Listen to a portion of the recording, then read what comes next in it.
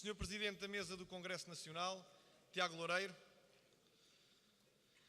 Senhor Presidente da Comissão Organizadora do Congresso e Secretário-Geral da Juventude Popular, Francisco Tavares, Senhoras e Senhores Congressistas, eu procurarei ser bastante sintético, dado o avançar da hora e o caráter exaustivo que a discussão das diferentes moções merecerá da parte das senhoras e dos senhores conselheiros e porque confio que amanhã, na sessão de encerramento do Congresso, me permitam discorrer mais aprofundadamente sobre os eixos principais desta moção.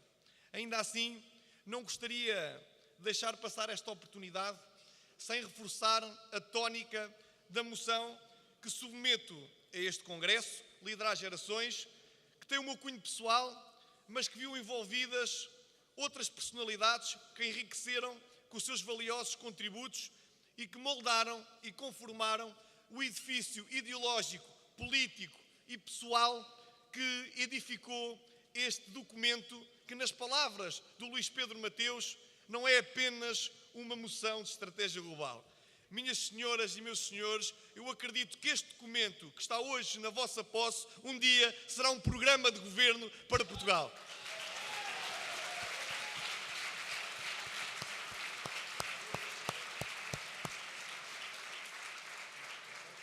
É por isso que quero sublinhar o contributo do Luís Pedro Mateus, do Bernardo Almeida, do Vítor Sá, do Nuno Matos Silva, da Filipa Caiado Guerreiro. Quero aproveitar para estender os meus agradecimentos ao Francisco Ramos, ao Bernardo Almeida, ao António Pedro Barreiro, ao Ricardo Lima e a todos quantos puderam aproximar-se deste projeto e verter as suas ideias que, compaginadas com aquilo que foi comumente aceito por todos, está hoje à vossa disposição. Eu sinto que a Juventude Popular, há 2 anos desta parte, rompeu um colete de forças na sociedade civil que obrigava todos aqueles que não se reviam no socialismo e que o rejeitavam a abrigar-se e a sentirem-se barricados no seu espaço sucedâneo, que era a social-democracia. Há definitivamente uma nova direita em Portugal, que é moderna, que é popular, que é social, que está impregnada nas raízes da nossa instituição e que não tem medo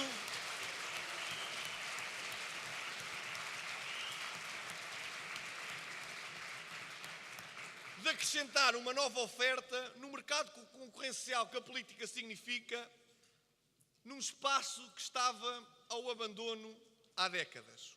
Hoje os jovens sabem que não possuem apenas 2 opções. Ou ser-se muito socialista, ou por outro lado, ser-se pouquinho socialista ou socialista assim. Não quero viver num país onde o pluralismo seja na esquerda, na esquerdinha, na esquerdocoisa, na esquerdalhola. Eu quero um país que saiba afirmar a alternativa ao socialismo.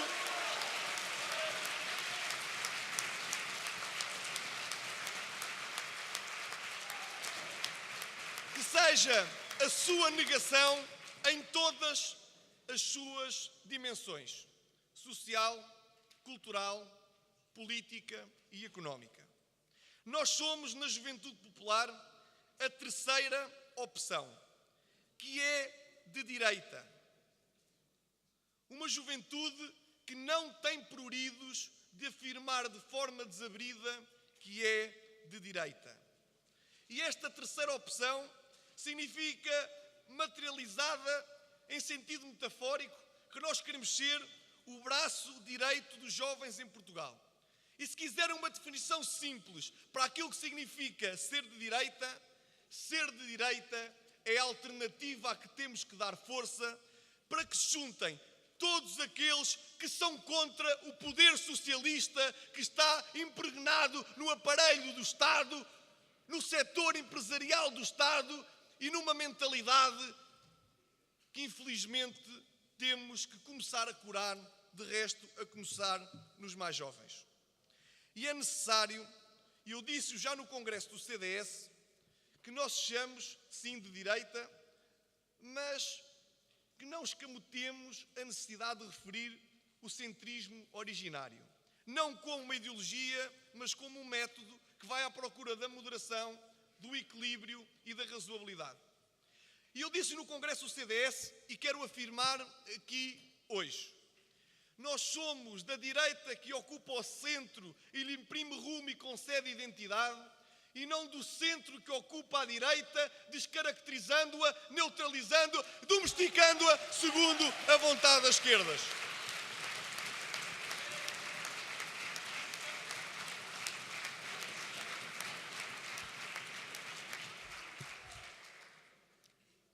Isto significa que, de uma vez por todas, alguém tem que pagar com valores, com políticas e com ideias as expectativas que o centro-direita tem direito em Portugal.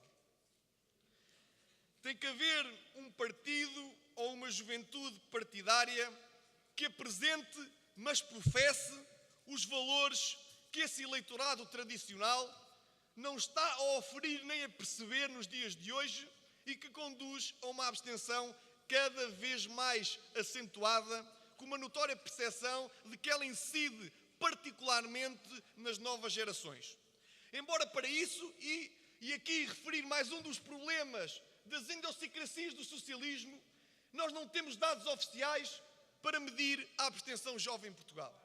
Porque a Comissão Nacional de Eleições tem que pedir autorização à Comissão Nacional de Proteção de Dados para apurar esses elementos, e a Comissão Nacional de Proteção de Dados, por sua vez, tem que remeter para os tribunais de comarca a aferição desses mesmos resultados. Conclusão, manda o socialismo e não há resultado que se possa interpretar.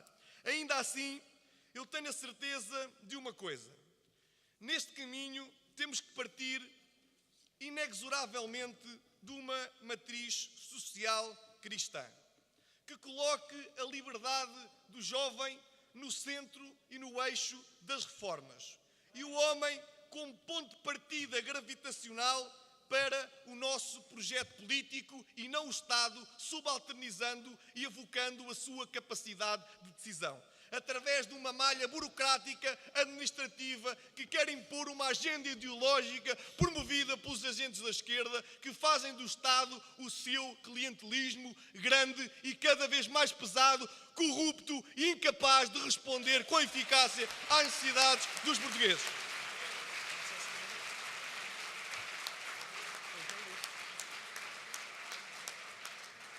E não abdicarei nunca que a Juventude Popular seja a única organização política juvenil em Portugal verdadeiramente conservadora.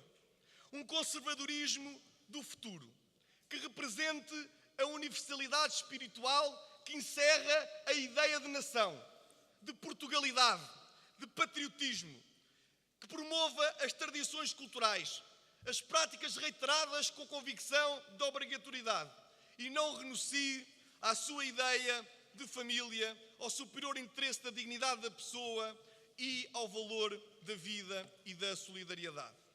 Nós queremos, no fundo, ser um novo país velho, porque é impossível olhar em frente sem termos memória daquilo que nos antecedeu. Mas sei que também é possível darmos passos no sentido do futuro olhando somente para trás. É preciso que continuemos a pensar à direita, mas que nos situemos no centro da sociedade, envolvidos com a faixa etária que representamos, dialogando com ela, estabelecendo vasos comunicantes com a decisão política, sermos os seus representantes até às últimas consequências.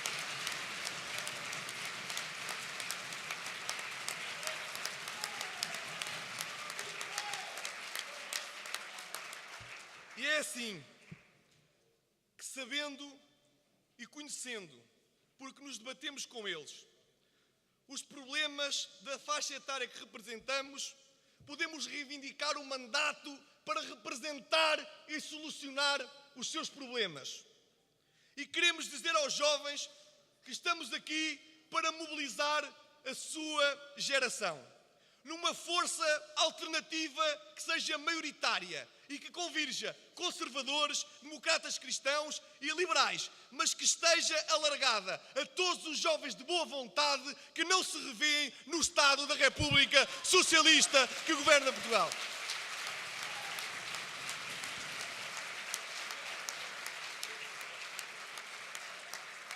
Meus amigos, e esta guerra que a direita tem que abrir à esquerda não se vence só em eleições.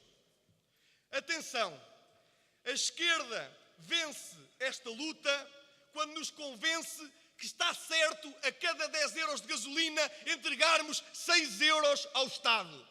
A esquerda...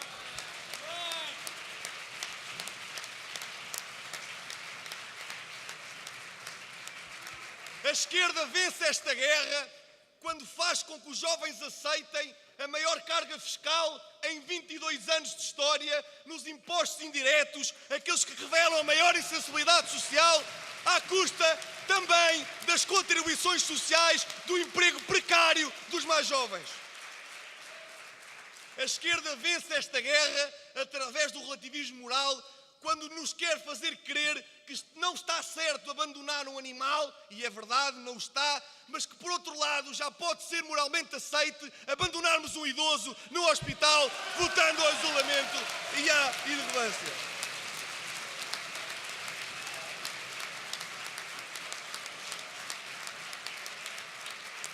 A esquerda vence esta batalha quando convence os partidos que é o Estado que tem de decidir a participação dos homens e das mulheres nas listas e não a autonomia que deve ser concedida à esfera privada.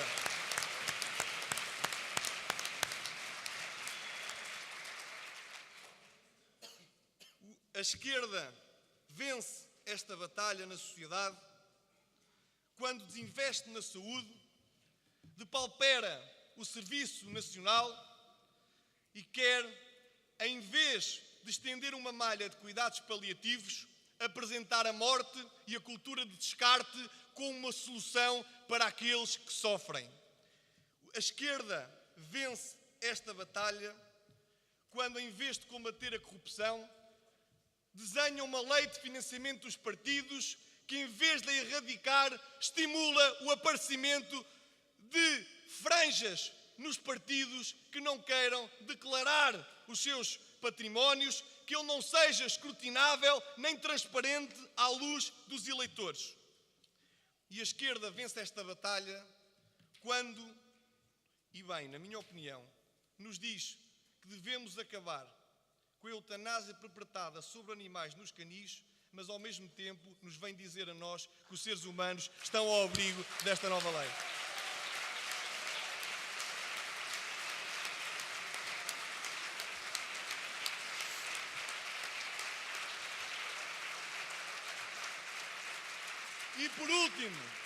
E por último, nós sabemos que a esquerda está a vencer esta batalha quando a direita abdica de se assumir como tal, prescinde da sua liberdade e apenas se limita a ser a direita que a esquerda permite que ela seja. Não contem com a juventude popular neste exercício de mordomia, de muleta, de uma ideia de país sobre a qual nunca nos revimos desde 1974, porque foi por isso que votámos carismaticamente contra a Constituição Socialista. E é assim que defendemos que chegou o tempo de dar lugar ao mérito. E dar lugar ao mérito não significa abandonar cada um à sua sorte, mas permitir que o Estado se cinja às suas funções de providência, renovando a sua autoridade e sendo eficaz em tarefas simples e utilitaristas, onde tem que estar presente, libertando à sociedade aquilo que não deve estar sobre a sua esfera de jurisdição. Permitido a cada um, de acordo com o elevador social, ter aquilo que merece em função do seu esforço, da sua qualidade, nunca esquecendo a igualdade de oportunidades e um Estado que deve apoiar sempre os mais desprotegidos e vulneráveis.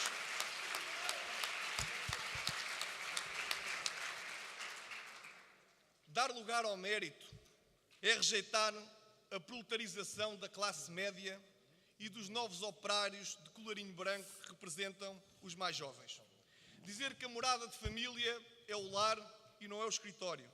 Que vivemos, sim, com dignidade, mas também se diga que o trabalho é fundamental para a libertação do homem, mas que as pessoas trabalham para viver e não vivem para trabalhar. E que o capitalismo, sim, que é o sistema em que acreditamos, também deve humanizar-se, tendo em atenção as situações mais periclitantes e perniciosas que pode originar, abandonando e voltando à sua infeliz circunstância aqueles que mais necessitam do apoio dos organismos públicos. Presidente, Dar lugar ao mérito, vou terminar. A tua breve intervenção Dar já lugar ao ultrapassou os mérito. 15 minutos. Meu Presidente, vou terminar, mas creio que esta apresentação da moção é relevante, uma vez... Força, Sr. Presidente. Uma vez...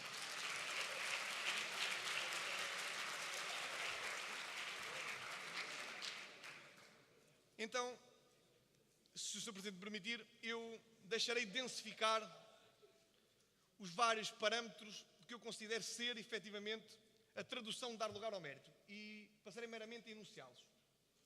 Dar lugar ao mérito é promover o retorno na formação académica e no investimento na educação. Dar lugar ao mérito é imprimir na economia uma dinâmica de abertura ao exterior potenciadora de novos postos de trabalho. Dar lugar ao mérito é encetar programas que visem cultivar a coesão territorial. Dar lugar ao mérito é repensar o sistema de segurança social, que hoje mais não é do que uma hipoteca do futuro das novas gerações. Dar lugar ao mérito é renovar a confiança na política.